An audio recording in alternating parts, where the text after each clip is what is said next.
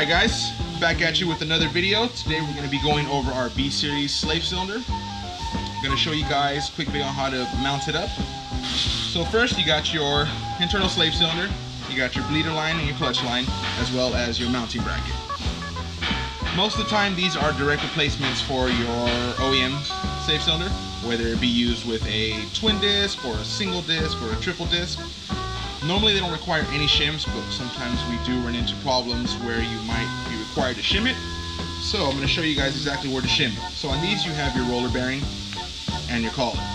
Once you get your measurements and figure out exactly how many shims you need, you're just going to slide these shims over on the collar, take your roller bearing, and have it pressed back on. Now I'm going to show you guys how to mount this up inside your bell housing. Alright, so inside your bell housing, you're going to notice you have your pivot ball. It's quite simple. You just got to loosen this bad boy up, take it off. You're going to slide over your slave cylinder over the retainer. Voila, good to go. Just get your pivot ball and bolt it back up and you're set. So this bearing should slide over the retainer pretty easy. If it's binding up, you might have to loosen up this Allen key to kind of get a little bit wiggle room. Other than that, it's quite simple and you're good to go.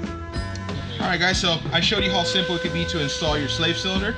Just remember we do have a seal repair kit if you ever do get a leak down the line. But other than that, I mean, you're good to go. It shouldn't be too hard. If you have any questions, just give us a call and we'll walk you through it.